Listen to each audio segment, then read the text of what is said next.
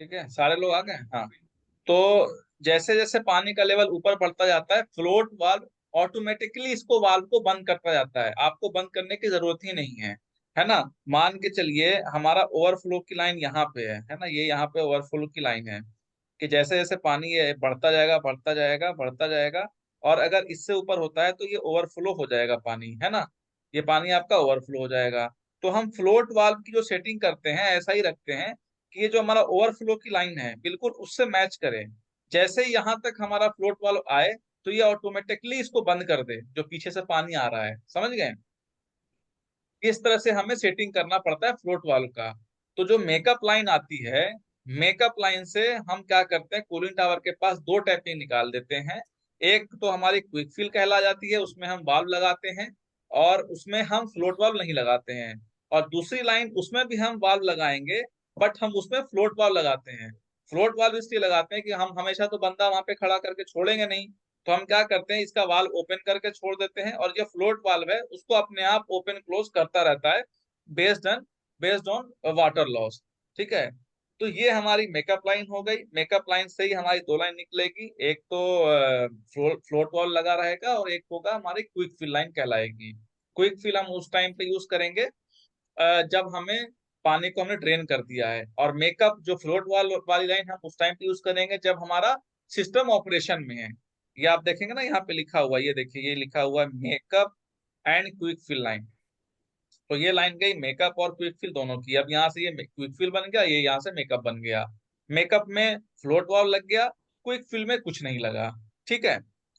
तो अब हम तीन लाइन की तीसरी लाइन के बारे में हमने जान लिया। अब हम लोग चौथी लाइन के बारे में पढ़ेंगे, जिसको हम लोग बोलेंगे ड्रेन एंड ओवरफ्लो लाइन। ठीक है। अब हम मान के चलो हमें कूलिंग टावर को ड्रेन करना है, खाली करना है।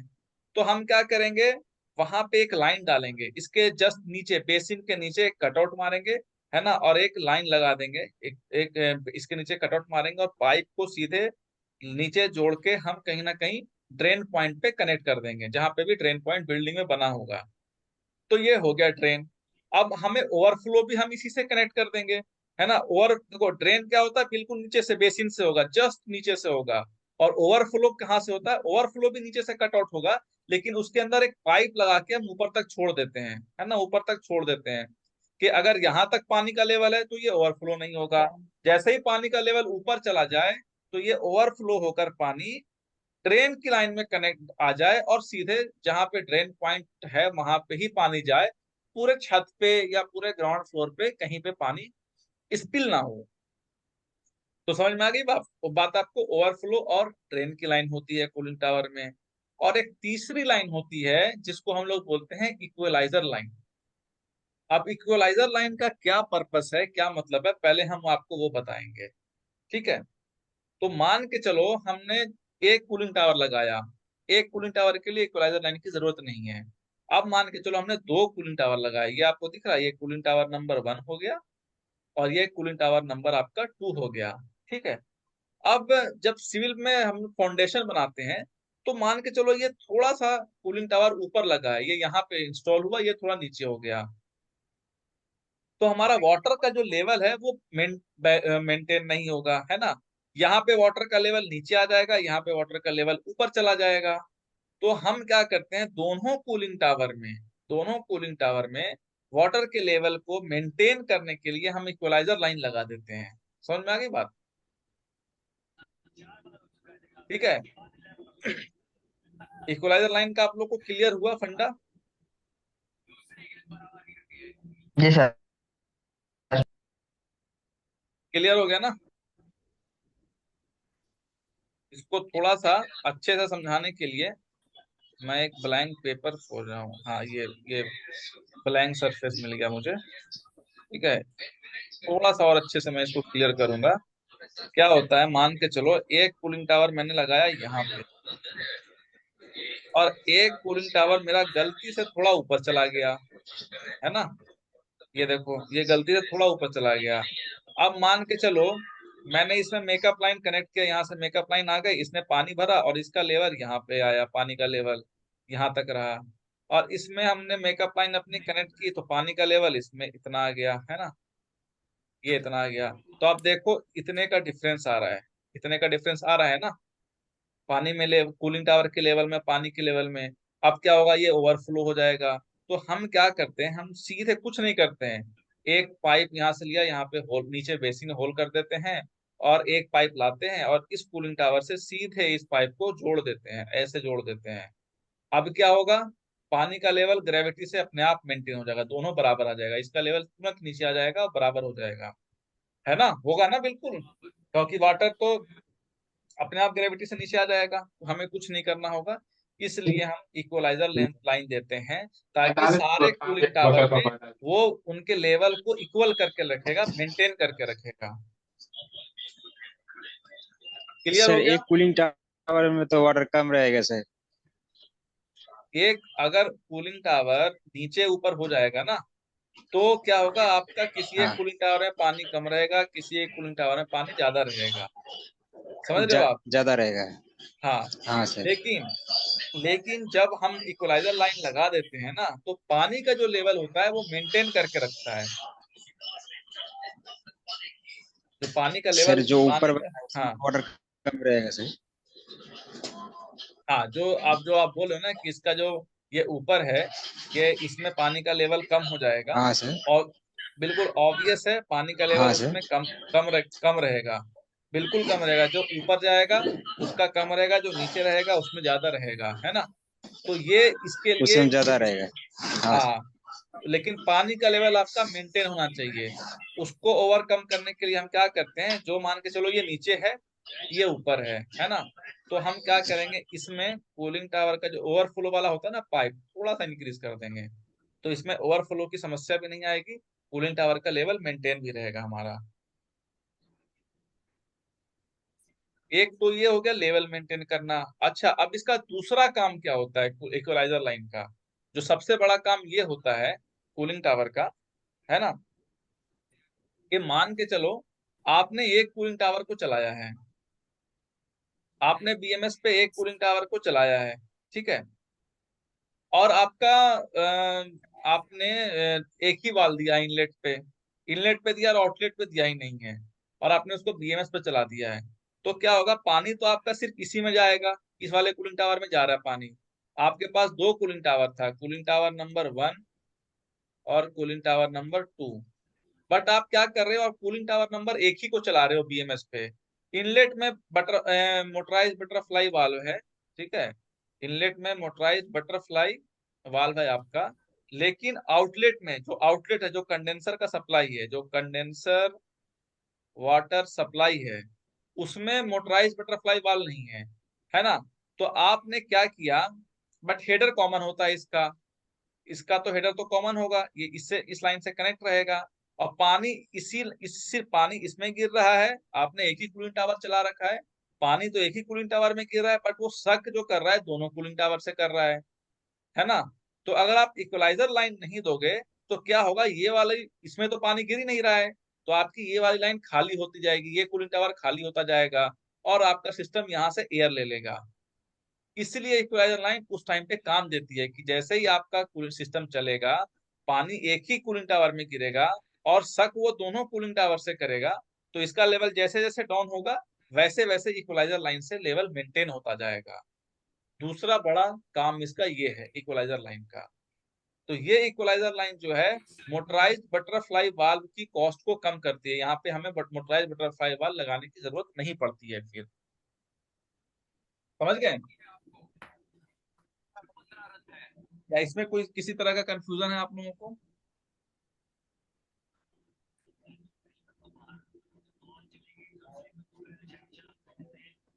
जी चलिए। जी सर, जो फ्लोट बार लगा हुआ है, हाँ। जब फ्लोट बार लगा है, तो सर क्विक बार क्यों लगा हुआ है सर? कौन सवाल। फ्लोट बार ऑलरेडी लगा हुआ है, तो क्विक फिल वाल्व क्यों यूज हो रहा है सर? हाँ, फ्लोट वाल्व लगा है तो क्विक फ्यूल वाल्व क्यों यूज हो रहा है। देखो मैंने आपको बताया, फ्लोट वाल्व का काम ये है कि मान के चलो आपका 2 घंटे में या पूरे एक दिन में आपका 100 लीटर या 200 लीटर पानी आपका वेस्ट होता है, तो वो तो एकदम से वेस्ट नहीं हो जाएगा तुरंत 5 ही मिनट में। तो थोड़ा थोड़ा पानी इवापोरेट होता नहीं। रहेगा सुबह से शाम तक, है ना। तो फ्लोट जी वाल्व सर। वही काम करता है, सुबह से शाम तक उसको थोड़ा थोड़ा, जितना जितना पानी इवापोरेट होगा, जितना जितना पानी लॉस होगा, उतना उतना वो पानी को मिलाता जाएगा, उतना उतना पानी को मेकअप करता जाएगा। और जो सर क्विक फिल पीछे से लाइन होती नॉइज आ है, रही है सर किसी की। सर पीछे से नॉइज आ रही है सर, किसी के शायद माइक खराब भाई हुआ है। म्यूट कर लो यार, जो भी मैच देख रहा है ना म्यूट कर लो। ठीक है, थैंक यू।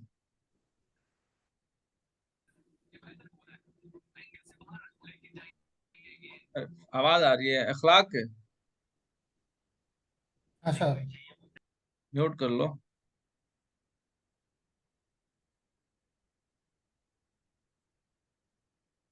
हाँ, तो क्विक फिल लाइन पे मैं डिस्कस कर रहा था। क्विक फिल लाइन में मेकअप का तो आप समझ गए कि ये थोड़ा थोड़ा मेकअप करेगा।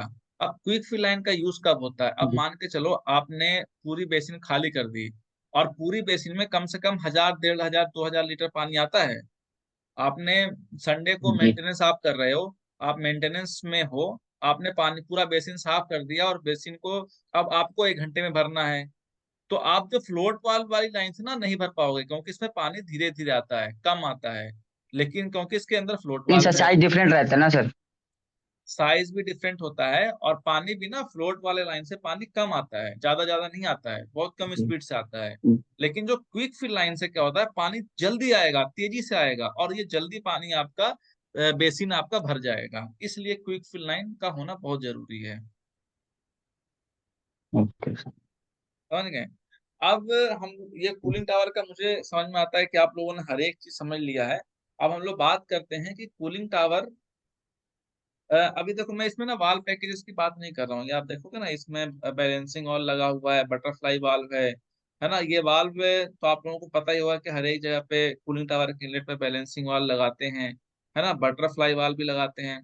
अब बैलेंसिंग वाल्व का क्या काम है आपको पता है, वाटर बैलेंसिंग के लिए काम आता है ना। और ये जो बटरफ्लाई वाल्व है, इसका क्या काम है? इसका काम ये है कि मान के चलो किसी लाइन में कोई लीकेज हो गई, कुछ प्रॉब्लम हो गया, तो हम इसको बंद कर देते हैं, आइसोलेट कर देते हैं। इस वाले कूलिंग टावर को मान लिया हमने शट डाउन में है, ये वाला कूलिंग टावर मेरा शट डाउन है, हम इसको नहीं चलाना चाहते हैं। हम चाहते हैं कि सिर्फ मेरा कूलिंग टावर ये वाला ऑन रहे। तो हम क्या करेंगे, ये वाल्व को बंद कर देंगे, और ये वाले वाल्व को बंद कर देंगे, तो हमारा ये कूलिंग टावर आइसोलेट हो गया, है ना। हमारे सिस्टम पे कोई इम्पैक्ट नहीं आएगा, सिस्टम हमारा चलता रहेगा इस वाले कूलिंग टावर के थ्रू।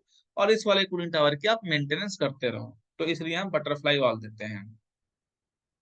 अब आप देखेंगे कि इसका जो इक्वलाइजर इक्वलाइजर लाइन है, इक्वलाइजर लाइन में भी आपको बटरफ्लाई वाल्व देना पड़ेगा, कभी किसी मेंटेनेंस की वजह से आप इसको चाहते हैं आइसोलेट करना। ड्रेन लाइन है, ड्रेन लाइन में भी आपको वाल्व देना पड़ेगा, है ना। ड्रेन और ओवरफ्लो, ओवरफ्लो में तो नहीं देना पड़ेगा, ओवरफ्लो का आप सीधे ड्रेन में मिला दो, और यहाँ पे एक आप वाल्व दे दो। नहीं वाल्व दो तो पूरा का पूरा पानी खाली हो जाएगा कूलिंग टावर का, है ना। तो ये सारी चीजें हैं। अब हम लोग बात करेंगे कि कूलिंग टावर की जो परफॉर्मेंस होती है ना, वो कब डिपेंड करती है। उससे पहले हम लोग बात करेंगे रेंज। सबसे पहले पूछा जाता है रेंज क्या है ना, कूलिंग टावर की। तो रेंज वैसे आप लोगों को पता होगी, बट फिर भी मैं एक बार थोड़ा सा डिफाइन कर देता हूँ। जो रेंज होती है कूलिंग टावर की, रेंज रेंज होती है, इसको हम लोग बोलते हैं, है ना, कंडेंस, जो कूलिंग टावर का टेम्परेचर डिफरेंस होता है ना, मान के चलो इनलेट टेम्परेचर, कूलिंग टावर का inlet temperature minus cooling tower का आउटलेट टेम्परेचर। इनलेट क्या हुआ, आउटलेट क्या हुआ उनका। अब मान के चलो कि इनलेट हुआ आपका 36 डिग्री सेल्सियस, और आउट हो रहा है 30 डिग्री सेल्सियस। तो रेंज कितनी बन गई आपकी? 6 डिग्री सेल्सियस। तो ये 6 डिग्री सेल्सियस आपकी रेंज बन गई। और 6 डिग्री सेल्सियस से अगर रेंज आपकी ज्यादा हो रही है, इसका मतलब कूलिंग टावर आपका परफॉर्म नहीं कर रहा है, कोई ना कोई आपके कूलिंग टावर के इसमें प्रॉब्लम है। या तो पानी कम हो गया है फ्लो होना, या आपकी फिल्स चोक हो गई है ना। रेंज मानसून के टाइम पे आपकी 6 बननी चाहिए। जैसे अभी अक्टूबर नवंबर का सीजन चल रहा है, तो 6 से ये कम बनेगी। मान के चलो 4 बनेगी, मान के चलो 3 भी बनेगी, क्योंकि लोड नहीं होता है। लेकिन 6 से अगर ये ज्यादा जा रही है तो आपका चिंता का विषय हो जाता है। 6 से 7 चली गई, 8 चली गई, मतलब मेरे कहने का मतलब है जो डिजाइन रेंज है, अगर डिजाइन रेंज से कूलिंग टावर की रेंज ज्यादा जा रही है तो ये चिंता का विषय है। आपको सोचना चाहिए कि क्या इसमें दिक्कत आई है। आप वाटर फ्लो देखो, कूलिंग टावर की फिल्स की साफ सफाई का देखो, है ना, पंखा नहीं चल रहा है या नहीं, ज्यादा कम चल रहा है स्पीड से, वो देखो, वो आपको चेक करना जरूरी है। तो हम लोग ये होता है रेंज, इसलिए हमें रेंज हमेशा पता होनी चाहिए कि किस कूलिंग टावर की क्या रेंज है। वो कहाँ पता चलेगा, वो आपको पता चलेगा टीडीएस में। मैं भी टीडीएस भी दिखाता हूँ आपको। एक चीज आती है अप्रोच। हमेशा क्वेश्चन पूछा जाता है इंटरव्यू में कि अप्रोच क्या होती है। तो अप्रोच होती है जो हमारा एटमॉस्फेयर का वेटेबल टेम्परेचर होता है, याद रखिए, है ना, एटमॉस्फेयर का वेटेबल टेम्परेचर। और जो हमारा कूलिंग टावर आउट हो रहा है, चलो मैंने गलत लिख दिया इसको, एक पर एरर कर देता हूँ, इरेज करता हूँ इसको।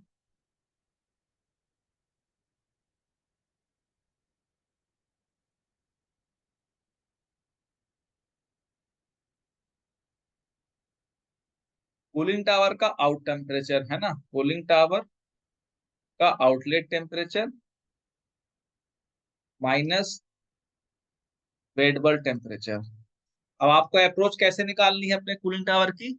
आपको निकालने के लिए सबसे पहले आपको सीलिंग साइक्रोमीटर लेना है। सीलिंग साइक्रोमीटर में आप वेटेबल टेम्परेचर मालूम कर लो।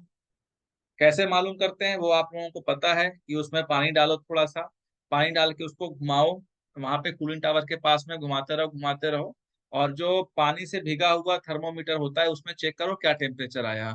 वो आपका वेटेबल टेम्परेचर है, मान के चलो वो 28 आया, आप उसको 28 लिख दो। उसके बाद कूलिंग टावर का आउटलेट टेम्परेचर आप देख लो, चिलर पे देख लो, या टेम्परेचर मीटर डाल के बेसिन में देख लो। अब मान के चलो आपका 30 आ रहा है ना, तो 30 - 28 आपका 2 डिग्री सेल्सियस का अप्रोच हो गया। और कूलिंग टावर की अप्रोच 3 डिग्री सेल्सियस से 4 डिग्री सेल्सियस रखी जाती है। अगर कूलिंग टावर की अप्रोच 3 डिग्री सेल्सियस या 4 डिग्री सेल्सियस से ज्यादा जा रही है, इसका मतलब कूलिंग टावर आपका परफॉर्म नहीं कर रहा है, आपके कूलिंग टावर में प्रॉब्लम है। आप अपने कूलिंग टावर को चेक करें।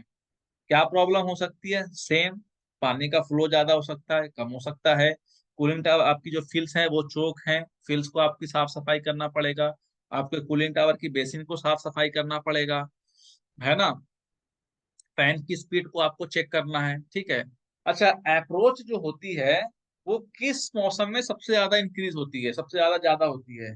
तो अप्रोच जो होती है मानसून के टाइम में, जिस टाइम पे बारिश होती है, जिस टाइम पे बारिश होती है उस टाइम पे आपकी अप्रोच ज्यादा जा सकती है, क्योंकि उस टाइम पे आपका वेट टेम्परेचर ज्यादा होता है मानसून के टाइम में, है ना।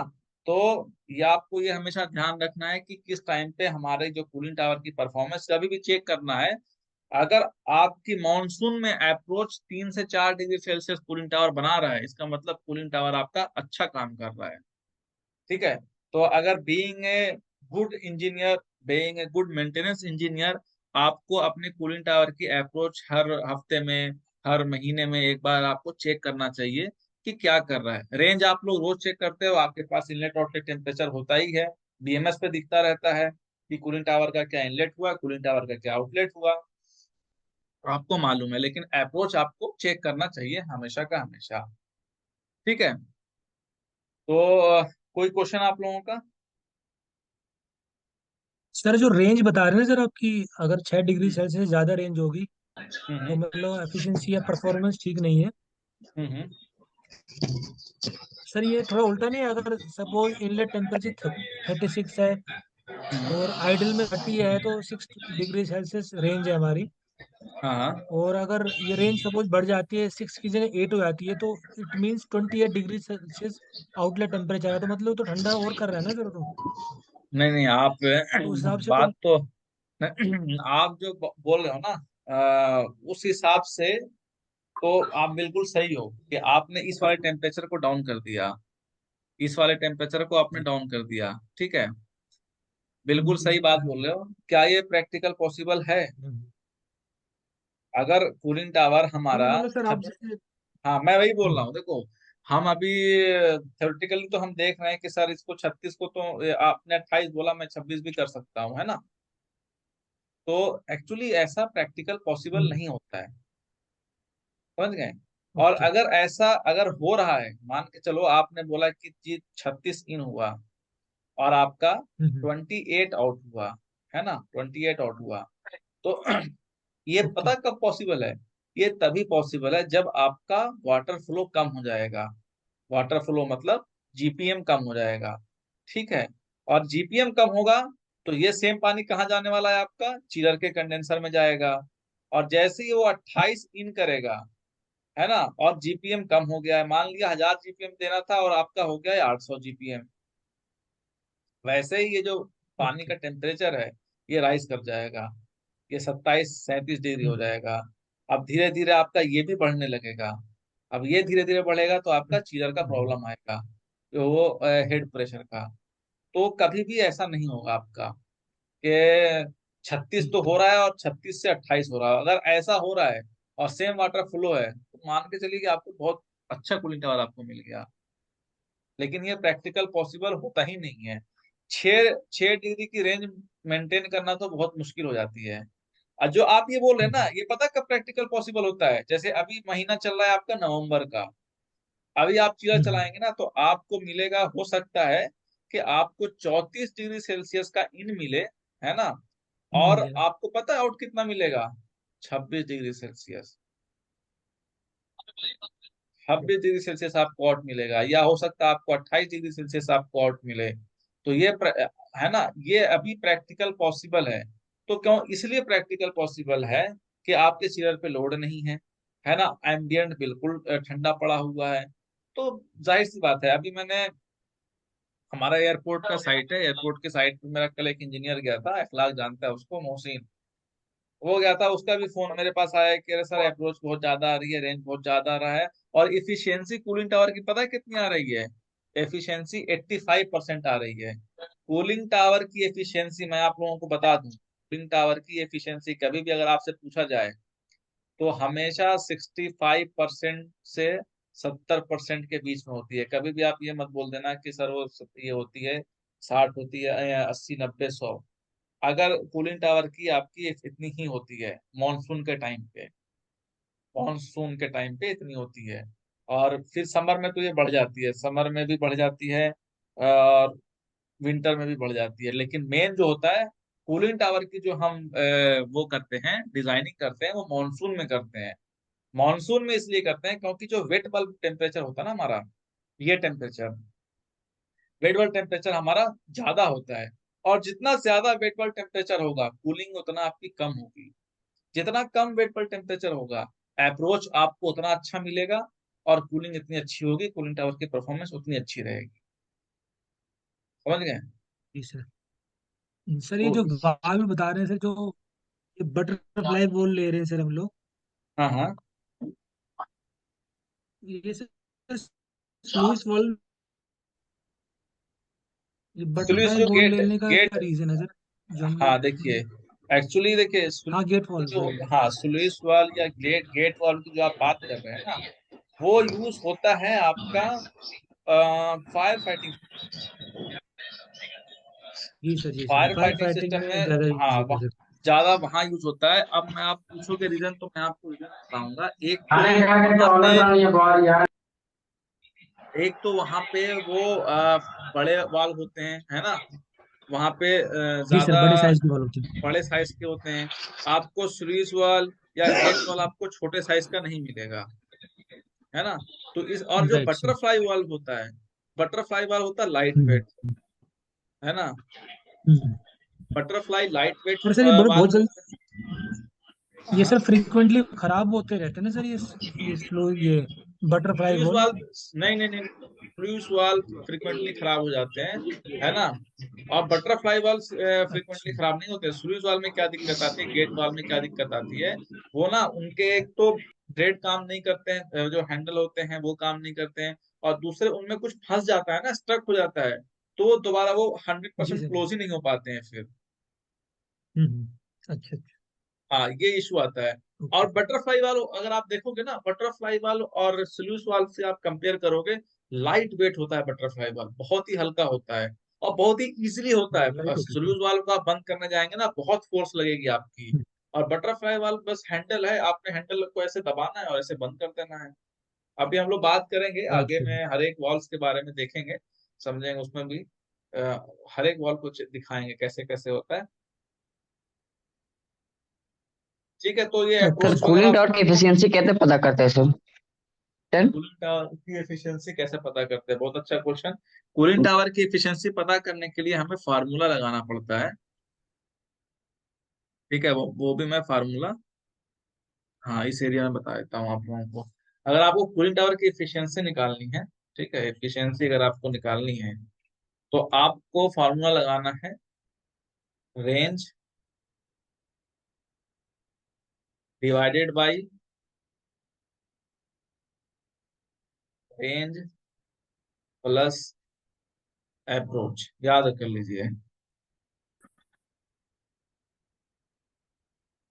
Range divided by range plus approach, ये कूलिंग टावर की एफिशिएंसी है।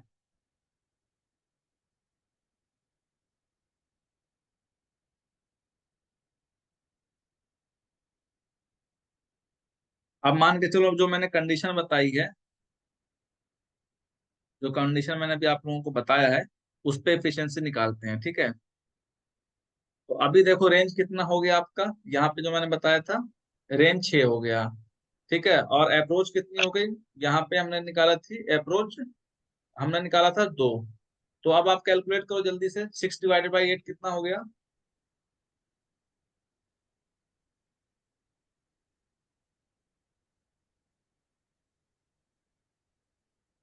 6 डिवाइडेड बाई 8 0.75 है ना। अब आपने देखा कि दो अप्रोच पे 0.75 एफिशिएंसी चली गई। अब आप अप्रोच 3 ले लो, 6 डिवाइडेड बाई कितने, 9 कर दो आप। आपकी अप्रोच कितनी आ गई, 0.66 आ गई ना। तो मैंने आपको क्या बताया, जैसे जैसे आपकी अप्रोच बढ़ेगी, वैसे वैसे कूलिंग टावर की परफॉर्मेंस, वैसे वैसे कूलिंग टावर की इफिशियंसी डाउन हो जाएगी।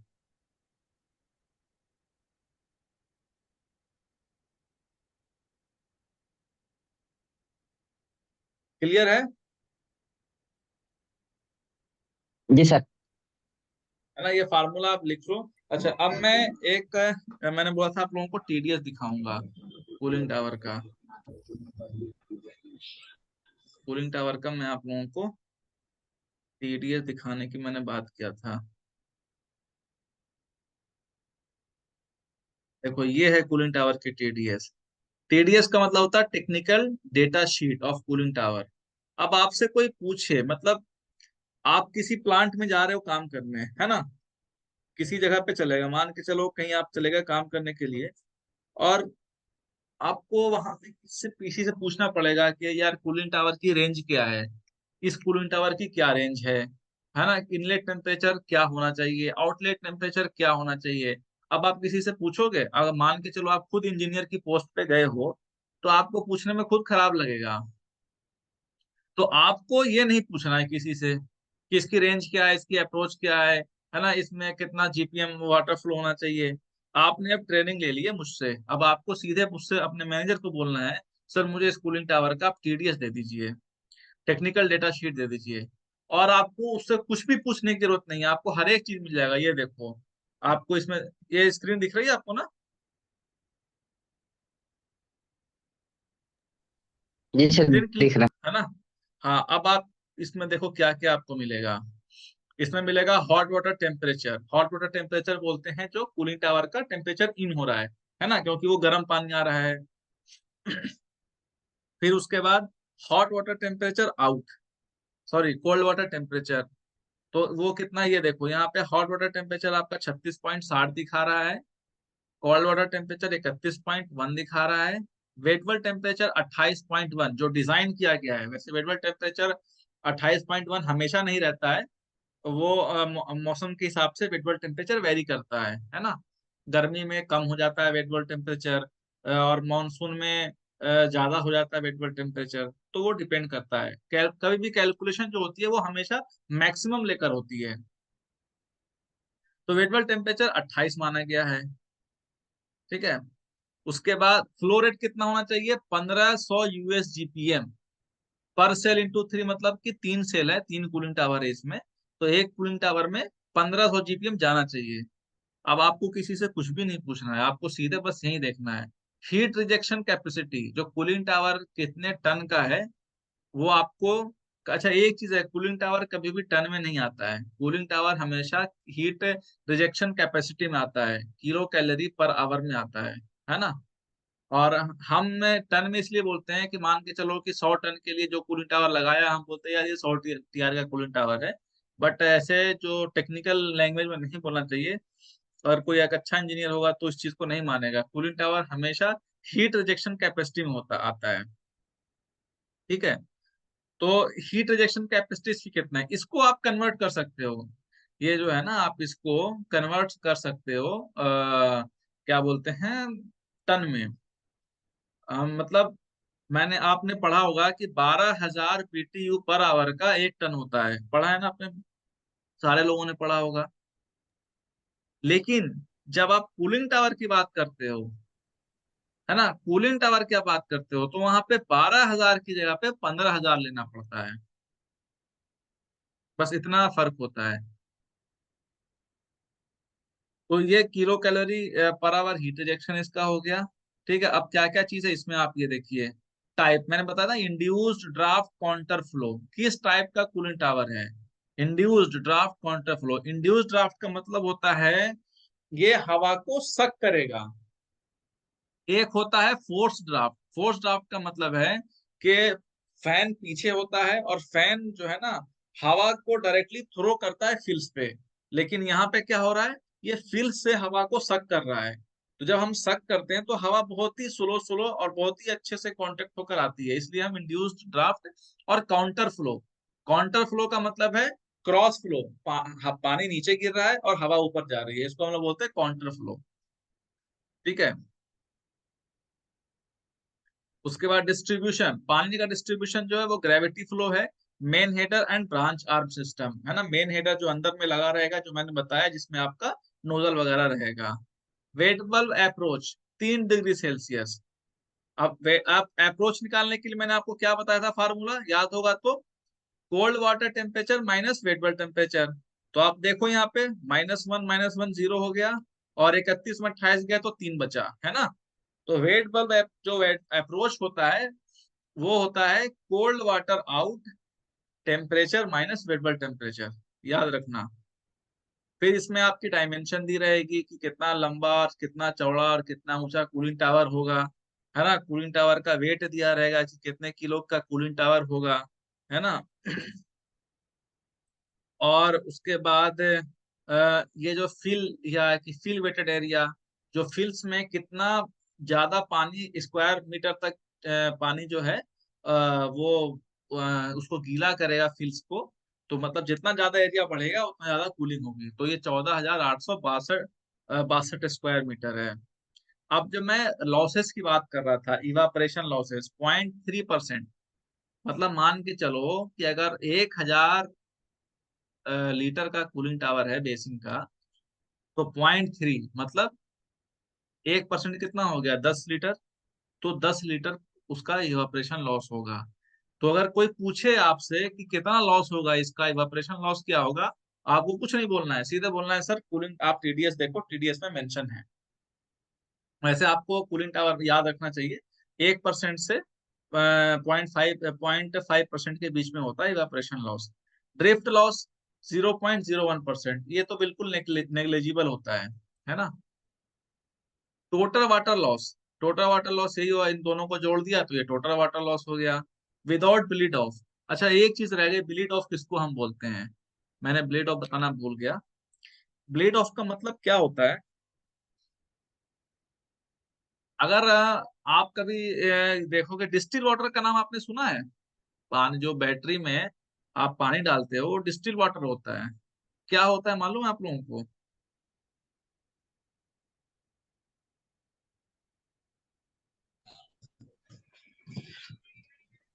नहीं थोड़ा सर मालूम है? बता दीजिए।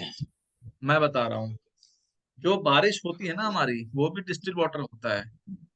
और जो बैटरी में हम पानी डालते हैं वो भी डिस्टिल वाटर होता है। डिस्टिल वाटर का मतलब जिसको हम बोलते हैं 100% प्योर वाटर, 100% वाटर, न कोई मिनरल्स नहीं, कोई हार्डनेस नहीं, टीडीएस जीरो कुछ हो भी गया ना नहीं। सर उसका? क्या बोल रहे हैं? सर टीडीएस जीरो हो गया ना सर डिस्टिल वाटर का तो? बिल्कुल बिल्कुल बिल्कुल बिल्कुल जीरो होगा। अच्छा, डिस्टिल वाटर बनता कैसे है? आप पानी को गर्म करो, पानी को आप गर्म करते जाओ, पानी भाप बनेगा, और उस भाप को आप दोबारा ठंडा कर लो। अब दोबारा ठंडा करोगे तो वो पानी बन जाएगा, वो पानी डिस्टिल वाटर कहलाता है ना?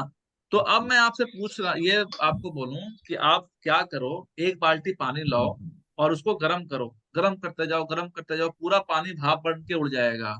और आपको पानी बाल्टी के नीचे में, तली के नीचे में आपको कुछ काले काले पोर्शन दिखेंगे, है ना? तो वो क्या होता है, वो उसके डस्ट वगैरह होते हैं, डस्ट डेब्रिस, हार्डनेस वगैरह ये सब होते हैं। सेम वैसे कूलिंग टावर में होता है। कूलिंग टावर में जो आपका पानी इवापरेट हो रहा है, अब पानी इवापरेट होता जाएगा, तो पानी के अंदर जो हार्डनेस है, जो इम्प्यूरिटीज हैं, वो कहाँ बेसिन में बैठेंगी, है ना? तो उसी पानी को हम क्या करते हैं, हर घंटे में 2 बार में ब्लीड ऑफ कर देते हैं, निकाल देते हैं पानी को, वो कचरा निकाल देते हैं। तो वो भी तो पानी लॉस हो रहा है ना आपका, जो आप पानी उसको ड्रेन कर रहे हैं वो भी पानी आपका लॉस है। उसी को हम बोलते हैं ब्लीड ऑफ, और ये एक्सरसाइज ब्लीड ऑफ कहलाती है। और जो पानी का लॉस हुआ वो ब्लीड ऑफ लॉस कहलाता है। ठीक है, तो आपका ये हो गया। उसके बाद नंबर ऑफ फैंस, कितने फैंस होंगे, फैन का डाया कितना होगा, एयर फ्लो कितने होंगे फैन के, 48,500 CFM। टिप वेलोसिटी क्या होगी, मतलब जो फैन के आगे माउथ की वेलोसिटी क्या होगी। फैन मटेरियल क्या होगा, कास्ट एल्यूमिनियम, एक्सियल फ्लो होगा। मोटर के एचपी क्या होगी, 7.5 एचपी होगी। आरपीएम 570 आरपीएम होगा। किस टाइप की होगी, स्क्वायरल केज होगी, IP55 होगी। ठीक है, मोटर में क्या होगा, न्यू इंडिया मोटर में होगा। टावर स्ट्रक्चर कैसा होगा, केसिंग होगा एफआरपी का, बेसिन भी होगा एफआरपी का। सब कुछ आपको इसमें मिलेगा, है ना? फिल्स कैसा होगा, high efficiency PVC film pack fill होगी। Drift eliminators, high efficiency PVC drift packs आएंगे। फिल सपोर्ट कैसा होगा, हॉट डिप्ड गैल्वेनाइज्ड फ्रेम आएगा, वो एंगल होता है, एंगल रहता है, और उसको जो जीआई जो गैल्वेनाइजेशन करते हैं ना, उसमें गैल्वेनाइजेशन करके निकाला जाता है, उसका हॉट गैल्वेनाइज्ड होगा वो। डिस्ट्रीब्यूशन सपोर्ट ये भी आपका ऐसा होगा। बर्ड स्क्रीन ये भी आपका हॉट डिप गैल्वेनाइज्ड फ्रेम होगा। लैडर, कूलिंग टावर का लैडर कैसा होगा, वो एल्युमिनियम का होगा। हार्डवेयर कैसा होगा, वो स्टेनलेस स्टील का होगा। कूलिंग टावर आवाज कितना करना चाहिए, तो 85 TBA कूलिंग टावर आवाज करेगा, इससे ज्यादा अगर करता है तो आप कूलिंग टावर को फेंक दो।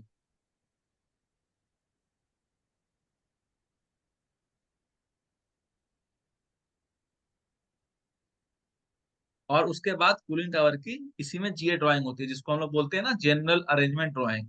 आपको किसी से पूछने की जरूरत ही नहीं है कि कौन सा पार्ट कहाँ लगेगा, कौन सा पार्ट कहाँ लगेगा। आपको सीधे जीए ड्राइंग देखना है, आपको खुद समझ में आ जाएगा कि कहाँ कहाँ कैसे कैसे कौन सा पार्ट लगना है। ये है, ये देखिए, ये जाली लग गई, ये सक्शन का हो गया, है ना? ये एलिमिनेटर लग जाएगा, ये फैन का हो गया, ये इतनी हाइट होगी। अगर आप इंस्टॉलेशन में है, कंस्ट्रक्शन में है, तो ये सारे आपको साइज मिलेंगे। आप अपना इंची टेप लेकर आओ, इससे नापो हर एक चीज को, और अपना क्लाइंट से विटनेस करा के पैसे ले लो। ये इस तरह का बनेगा। लैडर देखो, लैडर इस तरह से लगेगा, सब कुछ इसमें आपको दिखाई देता है।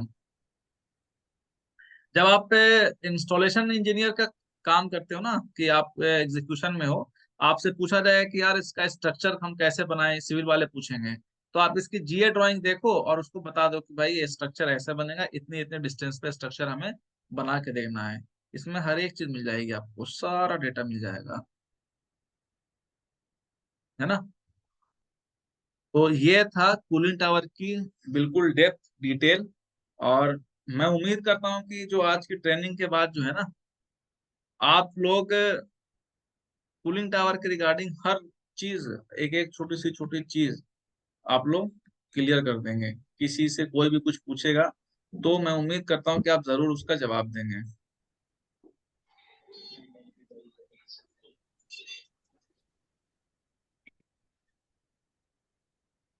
ठीक है, तो आज